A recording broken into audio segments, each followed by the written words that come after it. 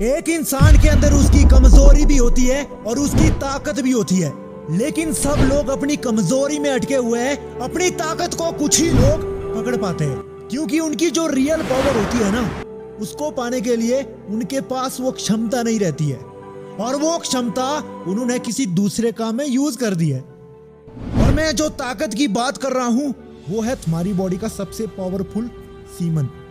यही तुम्हें कमजोर भी बनाता है और ताकतवर भी बनाता है। कमजोर इसीलिए क्योंकि ये तुम्हें अपोजिट जेंडर से अट्रैक्ट करता है, जिसे लोग अश्लील दुनिया में फंस जाते हैं।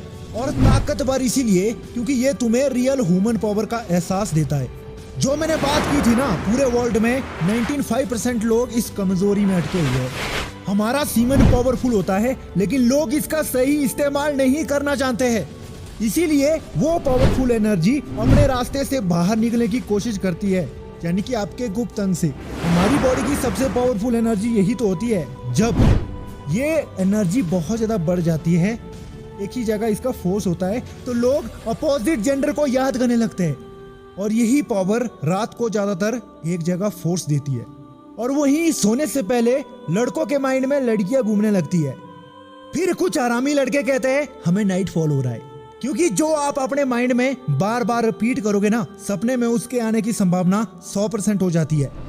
अगर सपने में आप किसी अश्लील दुनिया में घुस जाते हैं या मास्टरबेशन करते हैं, पोर्न वीडियो देखते हैं, तो उस टाइम आपका वीडियो डिस्ट्रॉयड होता है। वो सपने में नहीं होता है, बल्कि रियल में हो रहा होता है। जब आपको अपनी बॉडी में कहीं पर चोट लगती है, तो वो चोट आपको महसूस होती है, आपका ध्यान वहीं जाता है।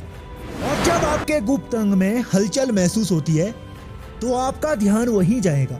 इसीलिए आपको अपने गुप्त अंग में कोई भी हलचल होने का एहसास नहीं होने देना है। जब आप किसी डरावनी जगह पर जाते हैं ना, तो आपके रोंगटे खड़े हो जाते हैं। जब आप किसी ठंडे इलाके में जाते हैं, तो आपके रोंगटे खड़े हो जाते हैं।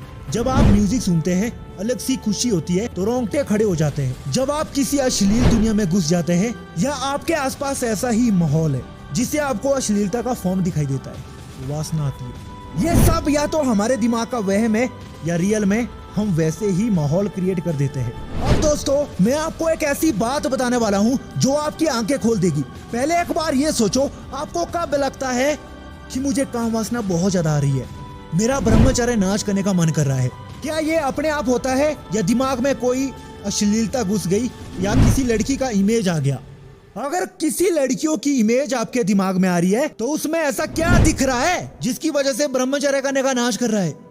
उसमें आपको क्या दिख रहा है ये मैं नहीं जानना चाहता हूँ, लेकिन जितना मुझे पता है ना, ये सब उसकी वजह से नहीं हो रहा है, बल्कि ये आपकी बॉडी की भूख है। उसको सिर्फ एक वजह चाहिए, और वो वजह कुछ भी हो, आप बस नीचे से नाश कर दो। बॉडी यही चाहती है, और वो आराम करे। उसका सिर्फ यही टारगेट होता है दोस्त।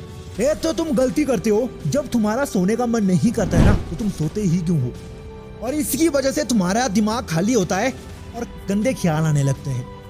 आपको नींद नहीं आ रही है, ये बात अलग है, लेकिन भाई अगर आपको नींद नहीं आ रही है, तो सोने का क्या मतलब है? क्यों अपना फालतू में टाइम वेस्ट करना? क्या इसीलिए सो रहे थे कि मैं वीरनाश करूं, अपनी बॉडी को मौका दूं कि मैं करने वाला हूं? आपको बस यही लगता है कि रिलैक्स मिलता है यार।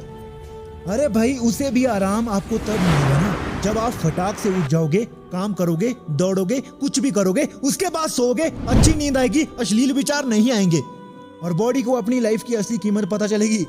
मैं देखता हूँ, अगर आप अपने बॉडी के खिलाफ हो जाते हो ना, या अपने मन के खिलाफ चले जाते हैं, आपकी बॉडी कह रही है कि मुझे आराम करना है, आप आराम नहीं करते हो, आप काम करती हो। आपका मन कहता है कि मुझे वीरनाश करना है, लेकिन नहीं, आप नहीं करते हो। तो पता है, जिस तरह से स्कूल में एक टीचर स्टूडेंट को पढ़ाता है, अगर वो नहीं पढ़ता है, टीचर उसे डांटता है, डंडे से मारता है, उसी तरह से आपकी बॉडी आपकी नहीं सुनती है ना, तो मारो इसे, पीटो इसे, सुनेगी, आपसे भीख मांगेगी, वैसा करेगी जैसा आप चाहोगे। करना पड़ेगा भाई, तभी कुछ होगा, ऐसे नहीं होगा। करना है कि नहीं करना है? ब्रह्मचर्य पालन करना है, तो सबक सिखाना पड़ेगा अपनी बॉडी को।